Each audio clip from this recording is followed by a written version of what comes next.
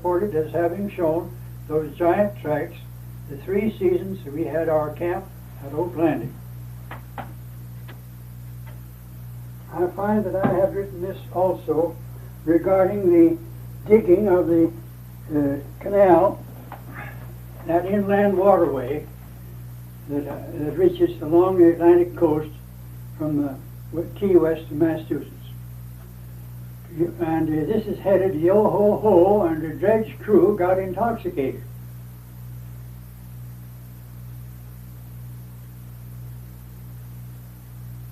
My first close-up of a dipper steam dredge dates back to 1892, when an Osgood machine was towed outside in the Atlantic Ocean from Jupiter Inlet to Lake Worth Inlet to start the inland waterway canal from the south end of the lake to Biscayne Bay.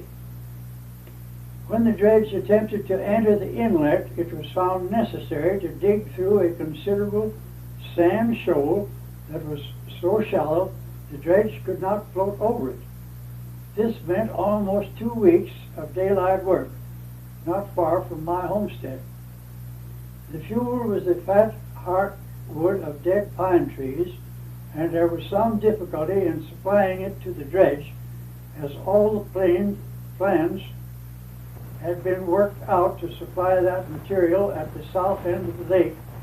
A small steam tug was the tender that towed a scow to and from the dredge to bring all supplies needed, even fresh water for the boilers and the men.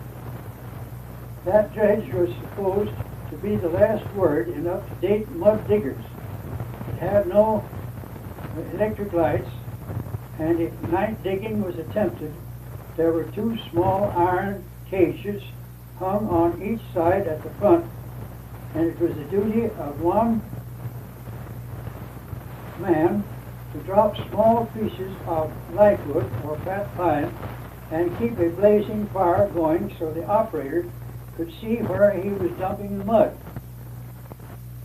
The dipper had the huge size of 1 1/4 yards. I see this huge word is in quotation marks.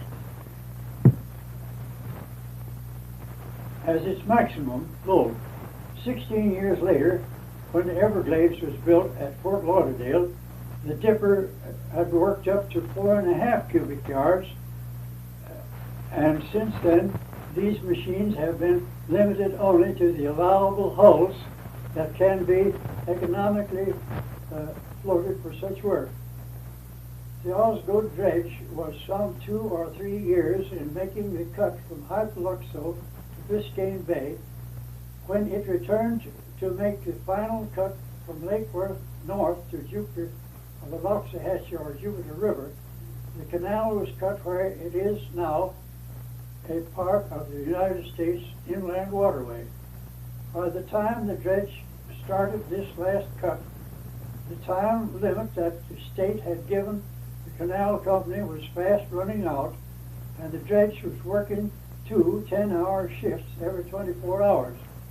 This meant that those fire baskets were in use every night, and there were twice as many men needed to carry on.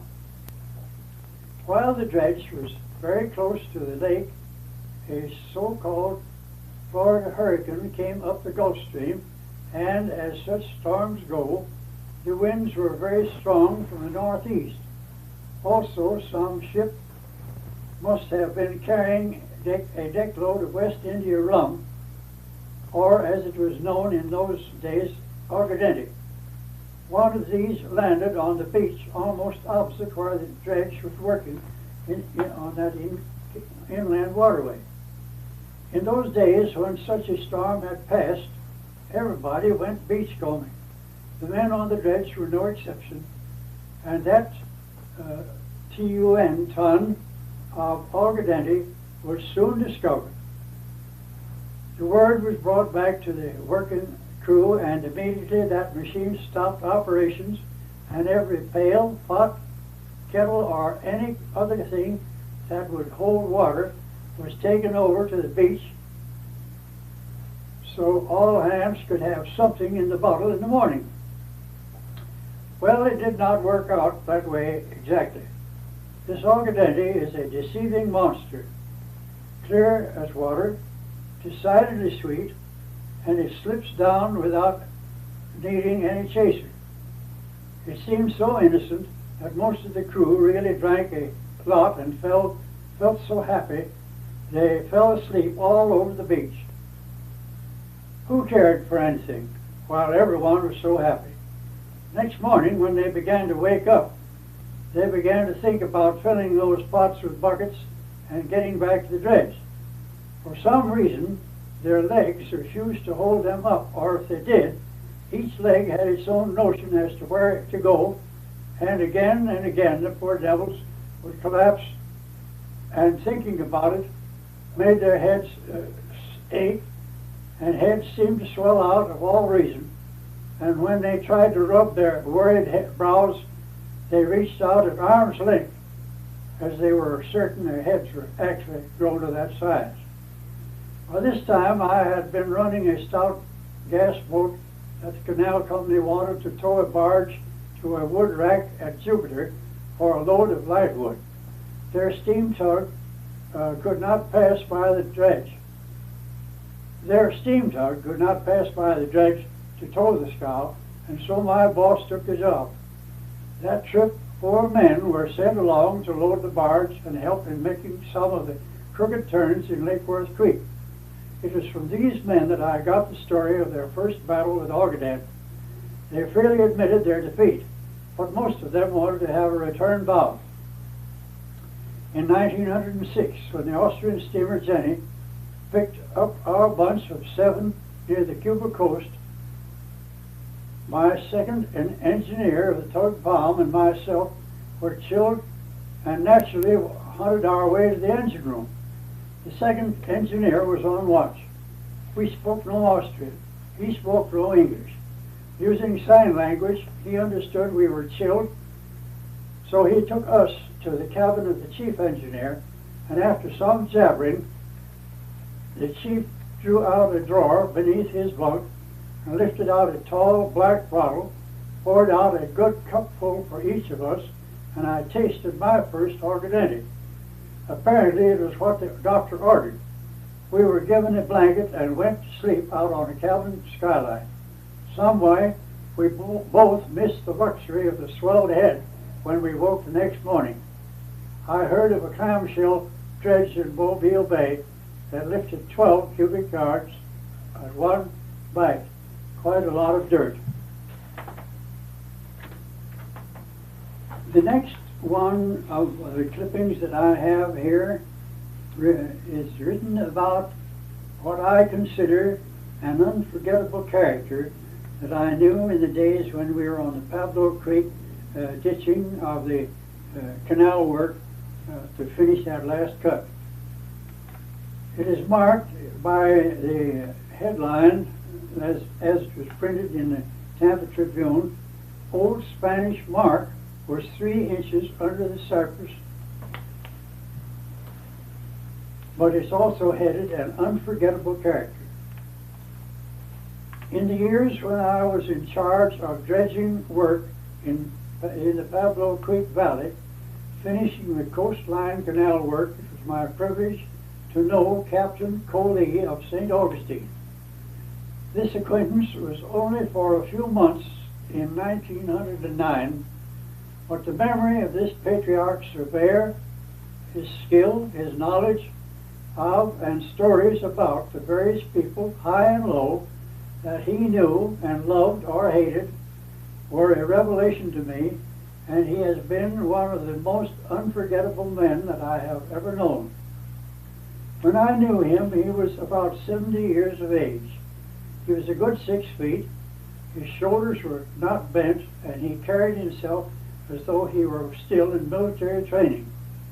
In manner and deportment, he had the punctilio of a Spanish grandee.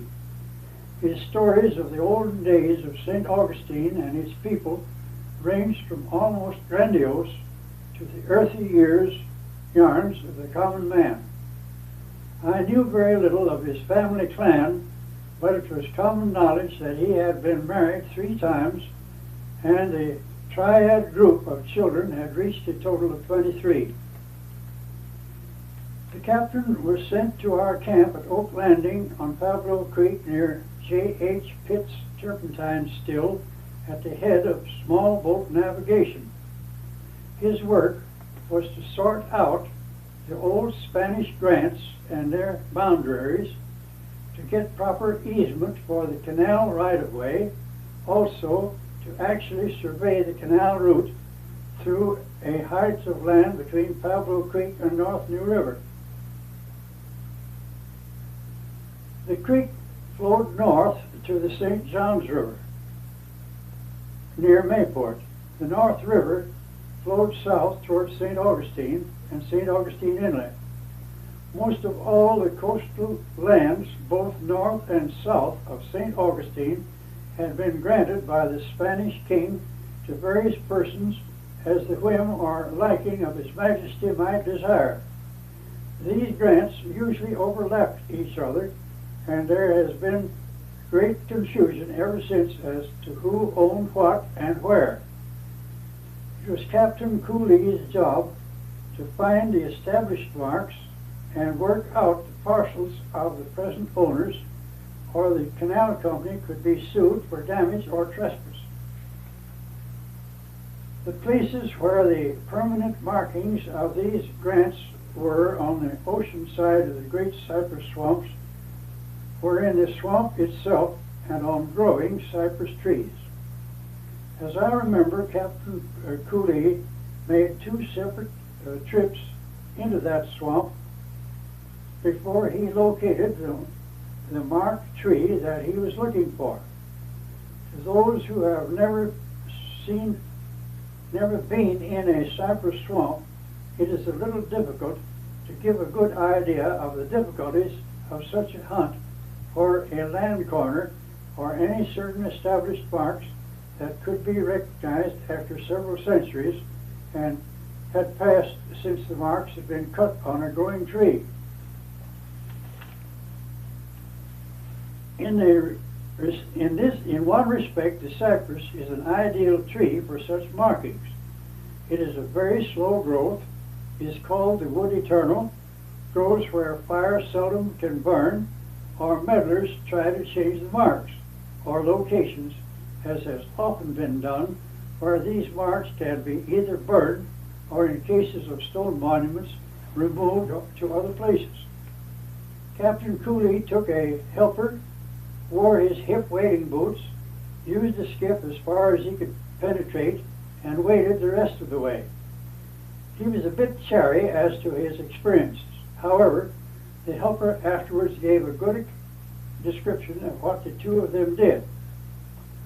As acts or small scars easily disappear after long years, the captain was not looking for anything of that kind. He instructed his helper to watch out for a rather flat place on a tree that would be about a head height when a man was standing on the ground, and about a foot or larger, a square that had not rounded out like the rest of the tree above or below. The two had several false alarms even on the first day, but on close investigation, Cooley decided the marks had been made by falling trees. They came home after a long day, very tired, but the captain did not seem to be discouraged. When talking about it around the evening campfire, he related one time when he was over a week locating a similar mark in the Turnbull swamp south of St. Augustine. Somewhat after noon the next day, he found the tree he was looking for.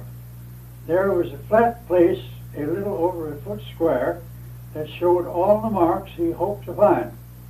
He instructed his helper to cut a chip all across the face of that mark, just a little above and below, until he had cut into the tree about 3 inches.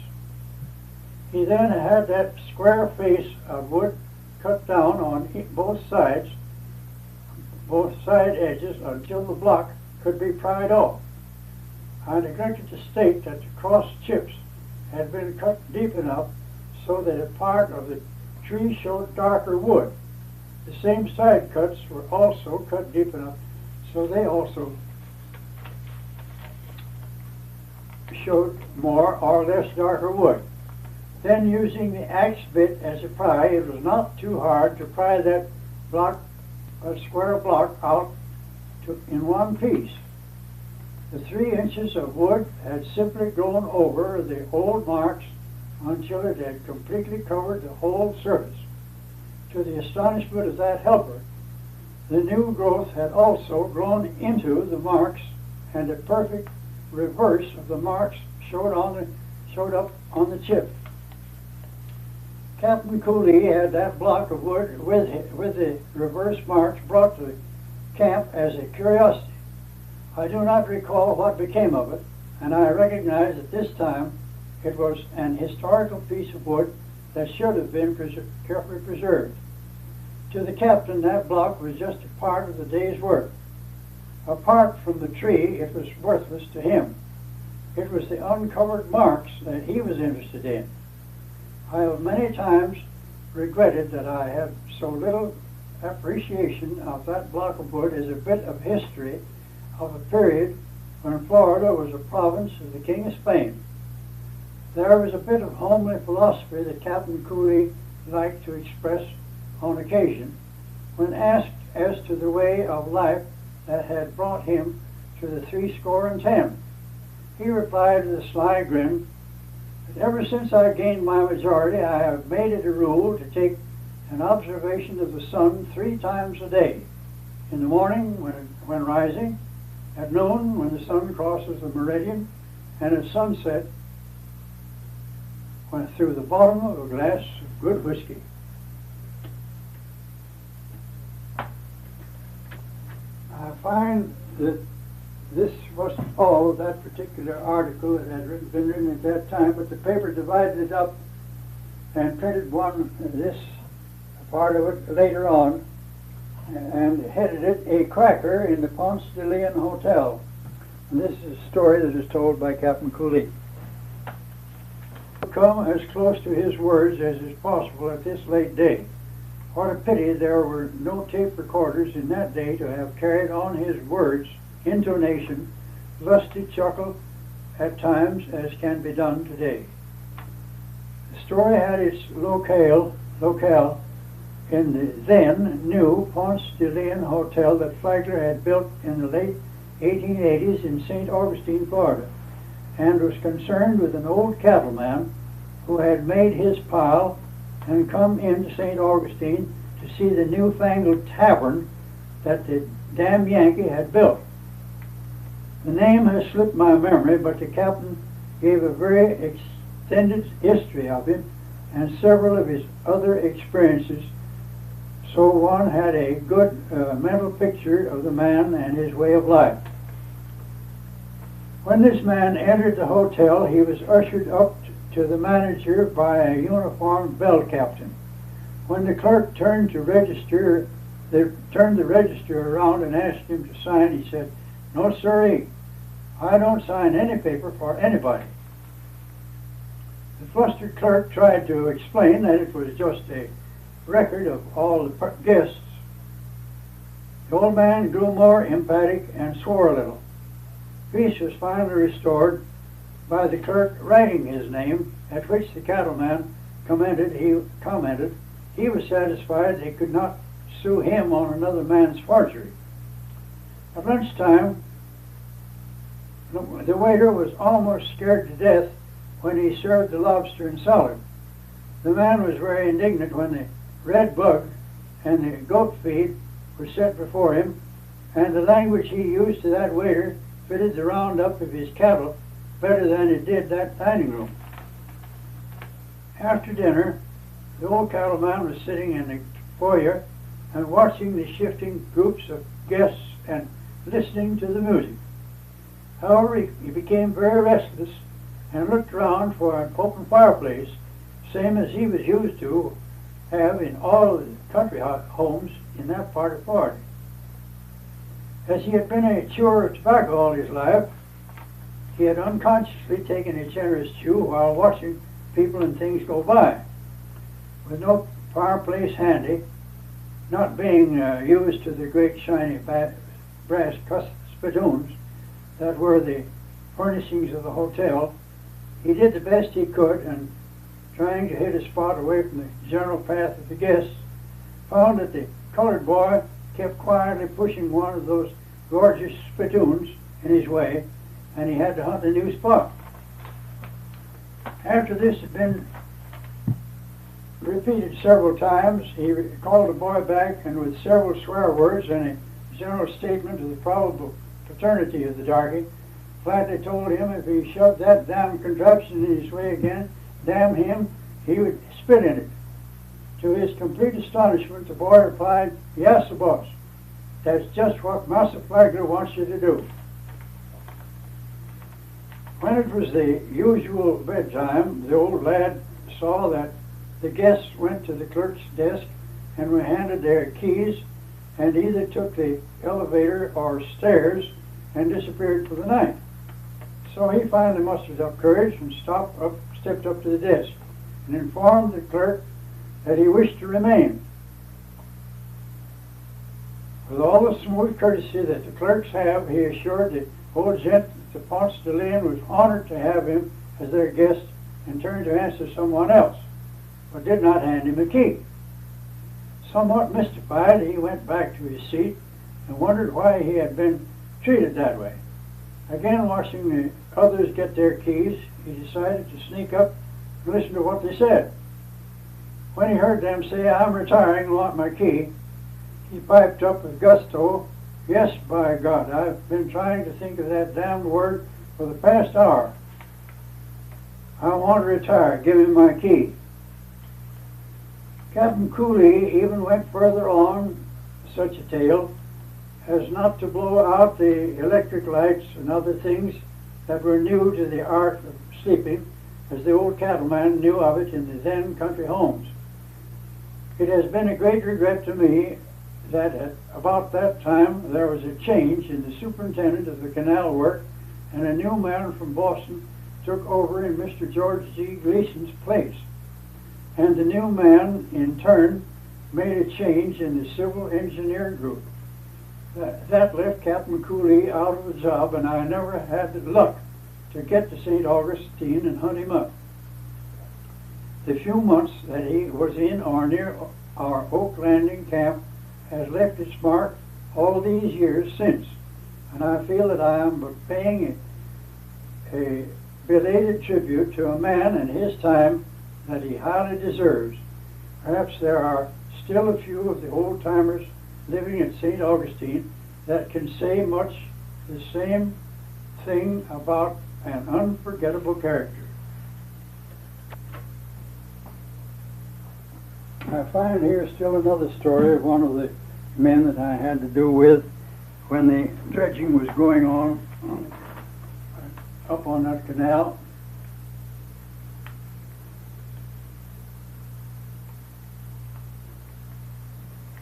The notation that was made by D.B. McKay regarding this item was, "She stopped him." And he also has added this to the beginning of the story. Captain W.H. Sanders of Inverness was connected with the construction of the great inland waterway on the lower east coast in various capacities, and he has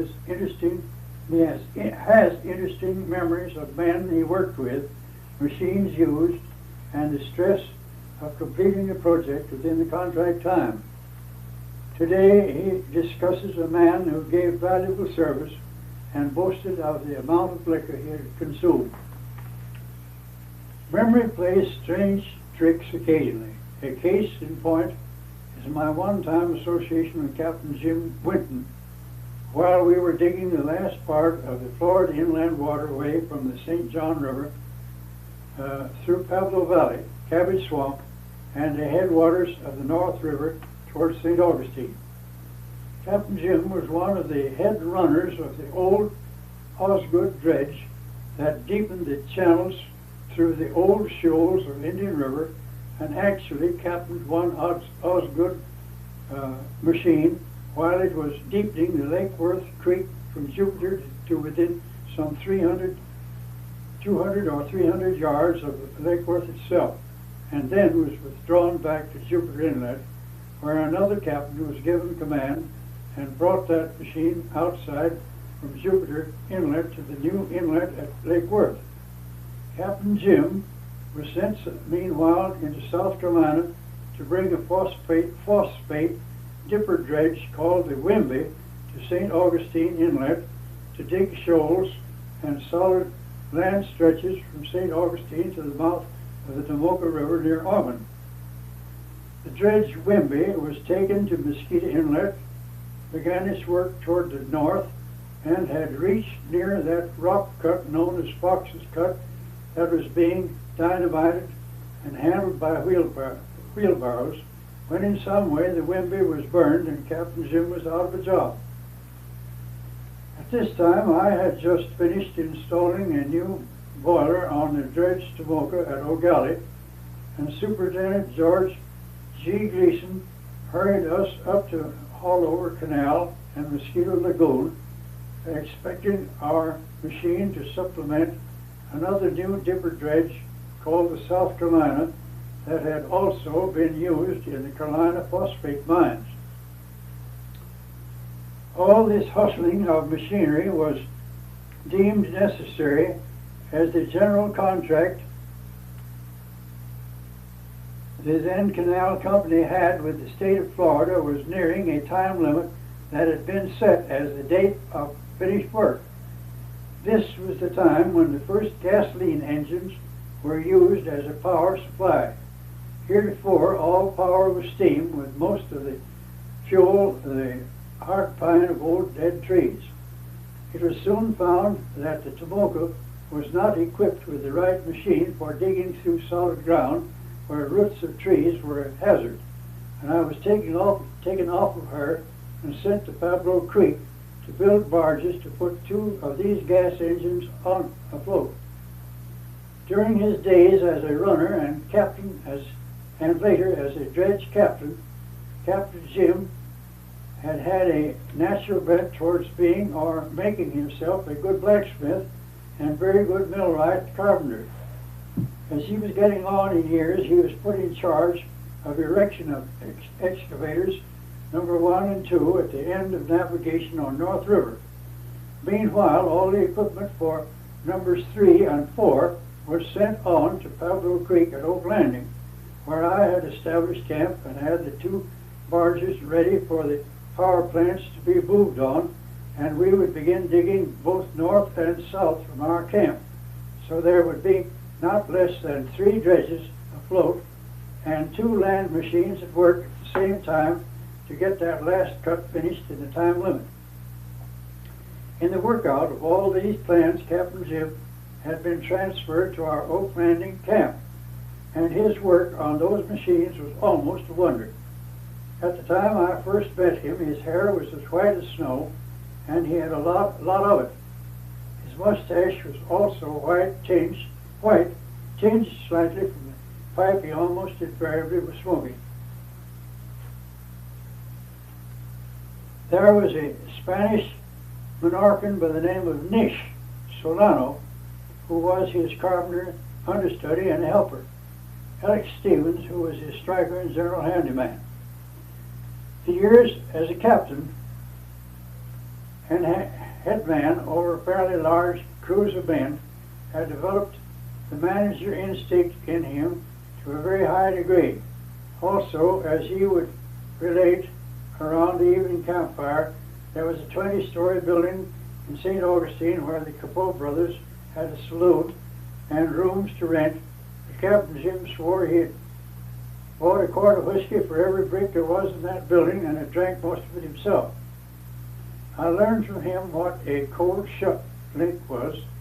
That was a quick way of mending the heavy hoisting chains that were then regular equipment where steel cables are used today. Captain Jim had been a single man as long as he was running a dredge. But when I knew him, he had been married some 5 years, and his better half had seen to it that no more bricks were paid for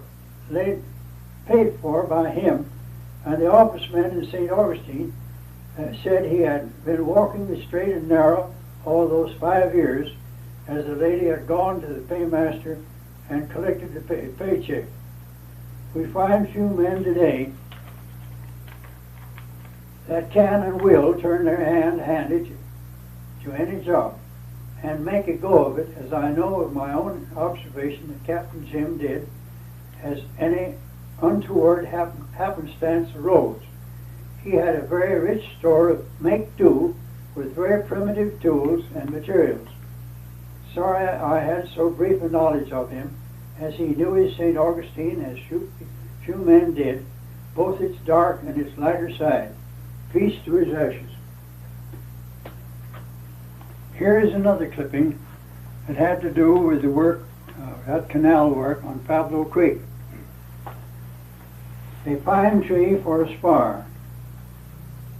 While the last cuts of the coastal canal were being cut through the Pablo Creek Valley, we found a part of the valley had been a deep open water lagoon and had in the course of centuries slowly grown reeds and grasses, much as has happened in the Everglades.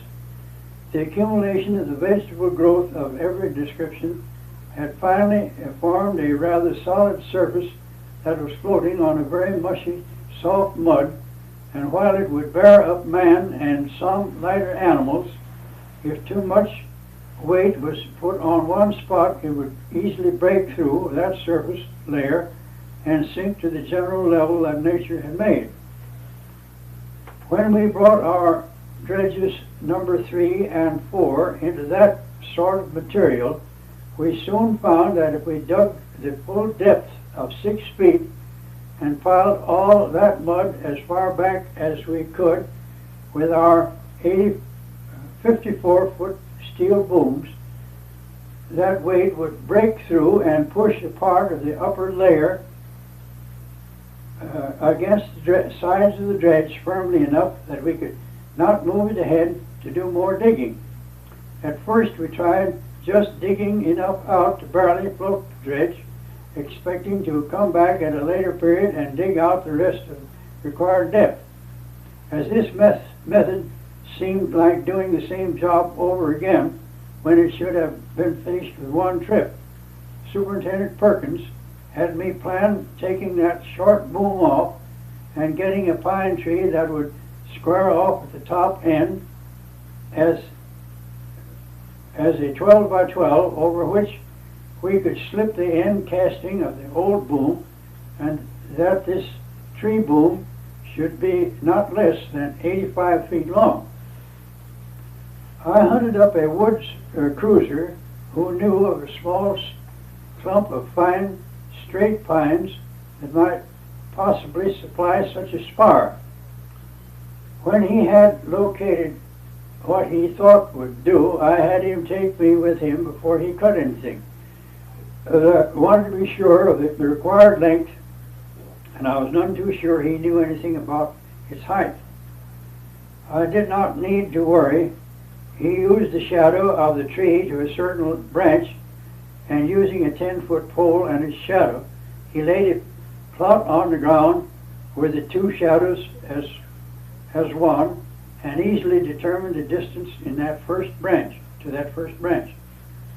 We both agreed that the tree would more than square the 12 inches some distance beyond that spot, so down it came, and his 4-ox team dragged it to our camp, and we started to rig that spar with star braces and steel cables so it would not whip or spring either sideways or vertically. After all the rigging, cable, bracing, and hoisting tackle had been completed, it was then a question of raising that boom in place and attaching the supporting cables to the A-frame with our own engine and power, as no other machine with a derrick boom was to be found nearer than Jacksonville, some 22 miles up the St. Johns River. We rigged up 2 sets of hoisting tackle, one that attached to about the middle of that spar, and the other at the outer tip end of the same. We were in luck to have a rope drum hoist on each side of the dredge, but found that even then that tree trunk had to be raised by a screw jack at its outer end until it was a little above level with the turntable hinge of the boom rig before we were able to keep the bottom end in its place. When all this had been worked out, it was an easy job to hoist that boom in place and secure it. When everything was finished and we began to unreeve that hoisting gear, I almost had a fit when I saw what had happened to the new manila 1¼ inch rope, where it led past the base of the A-frame to its snatch block. At some time past, a big steel nail had been driven in the wood and the head had broken off, but there was about 1/4 inch still of the nail itself still projecting. When the full strain of the hoisting drum had been applied, that rope covered that piece of nail, and there was a clean cut into that rope as though it had been done with a knife. There had been men running to and fro on that boom for almost half an hour while the final fastening had been properly secured, and that rope was still under the heavy tension that might have parted it at any moment and dropped the boom and men with a lot of disaster to both. We found later that that piece of rope that was so cut was practically worthless. One wonders how close we may have come to terrible disaster, all unknowingly. When we discover how close we may have been many times, we should certainly breathe a prayer of thanksgiving. That 85-foot spar was still on old number 4 when I was called to work on that rock reef in the North New River drainage canal at 35 Mile Bend. It surely allowed us at Pablo Creek to spread that mud over enough territory that we dug the standard depth and the full width without any more jamming the dredge tight so it could not be moved.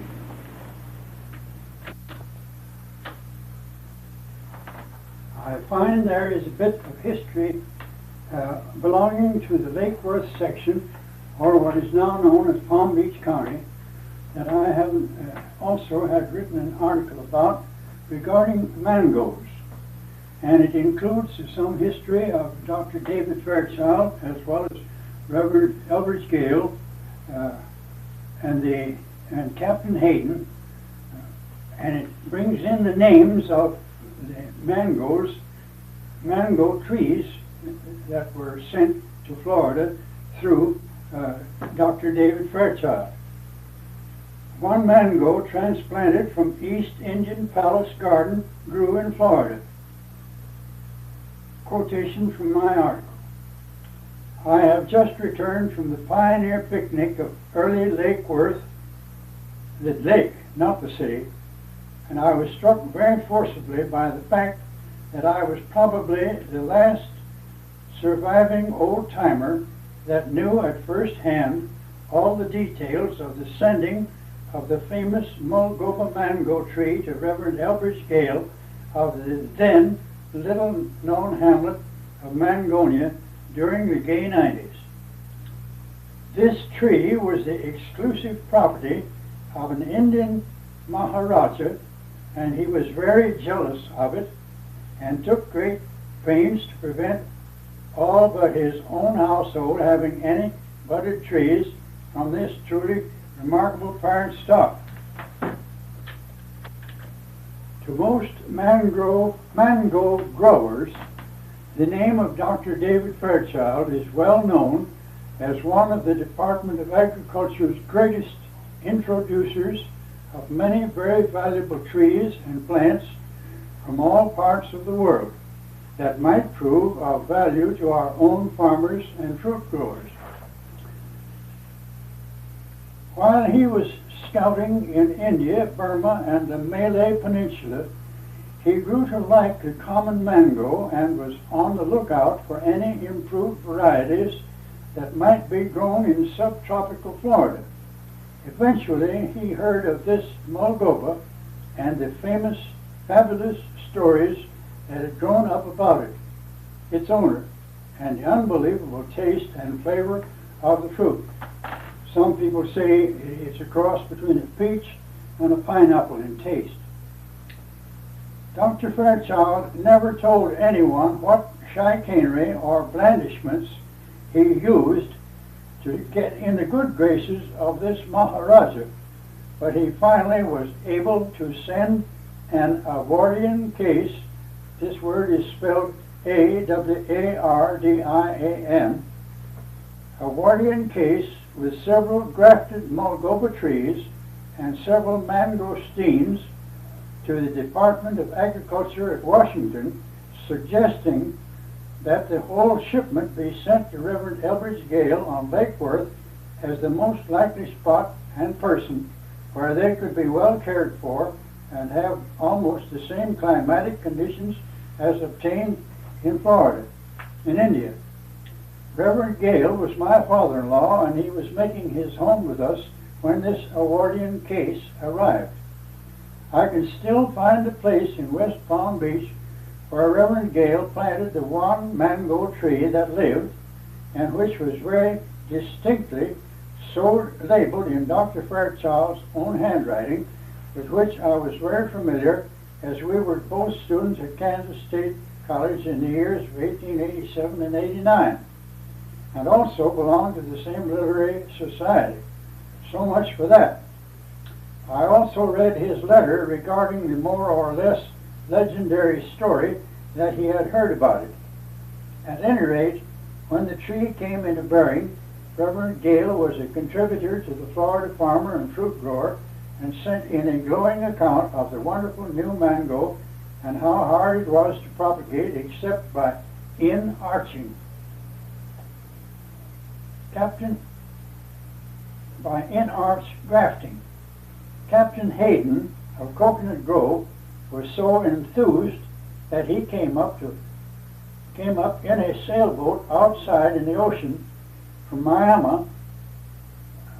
the Miami River to the Lake Worth Inlet, and visited Reverend Gale and got 24 fruit with the avowed intention of planting the seeds in hope that at least one of the 24 might have most or all of the characteristics of the parent tree.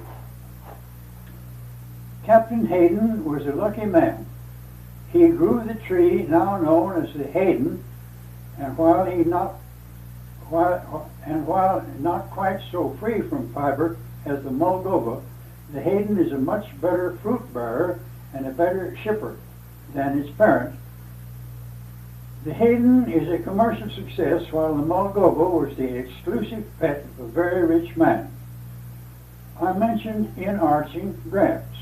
At the time this original tree was secured, that method was the only known method of propagation, and that was not always successful, as extreme care was needed to protect the graft until two growing branches could grow together strongly enough so that the branch from the parent tree could be cut loose entirely and made to grow from the seedling stem that had been growing in a pot and then been supported in the parent tree all the while it had taken for the two side-by-side twigs to actually unite. Many accidents could happen during the time needed for this growing together that could and often did ruin the whole job, and the process must be started over again. Reverend Gale had believed that easier grafting or even budding could be used, and he was still carrying on several methods at the time of his death in 1908. I think he was very near success, as today grafting is being done quite easily. Today there are quite a number of Mulgoba trees that have been grafted from the old stump. The chief reason they do not supplant the Hayden is, first, a shy bearer, and second, not a good shipper. A person should own his own tree and be thankful for whatever fruit may ripen. The Hayden is a prolific bearer and a good shipper, and a commercial success.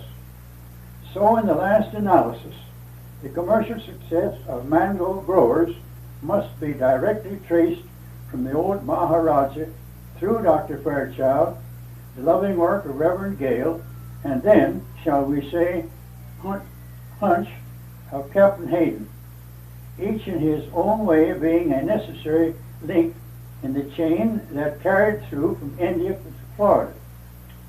My own share in this chain of events has been largely that of the bystander. However, I was lucky enough to have a spoonful of the first Moldova that ever ripened in Florida, and later on was lucky enough to have a chance at many more.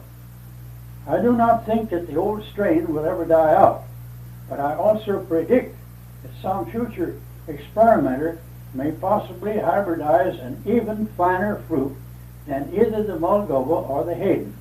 Both of these are free of the suggestion of any turpentine and fiber. Tall Indians buried in an East Coast mound. In a recent Pioneer page, Tampa Tribune, there was a story of large human bones found in ancient Indian mounds in Florida. Further reference to Governor Gilchrist's museum serves to substantiate the facts of the other. I also claim that I have dug up just such giant bones from a huge burial mound on the east side of Lake Worth, located not more than 300 feet from the Atlantic Ocean. This burial mound was about 400 feet north of one of the highest shell mounds I have ever seen in Florida. I was shown a skull said to have been dug out of the southeast quadrant of that mound, and told that the skeleton from which it came had been buried in a sitting position with the knees drawn up close to the chest and the fingers interlaced around the knees and the head bowed over the knees. This aroused the curiosity of my father and myself, and we determined to go and see this mound and verify what we had been told. This mound, by the way, was located on what was at that time known as the Mel Spencer Homestead land, close to the Ocean Beach. It is now owned, I believe, by some of the Phipps, P-H-I-P-P-S, Phipps family, and is known as the Mounds, to continue my own article. Both of these mounds were on the east end of the Spencer place, as it was called in 1896 and 97. This was about a quarter-mile north of the original Episcopal church called Bethesda by the Sea. I do not know who owns the lots where those two great mounds were located at the present day, but I have heard that the establishment is called the Mounds. Father and I found that the burial mound had full-grown mastic and cabbage palmetto trees growing from the highest parts of it, but there seemed to be only one recent excavation showing, and we tried our luck there. I remember we cleared away sand that seemed to have slowly oozed down from above and covered a mixed-up jumble of large and small bones.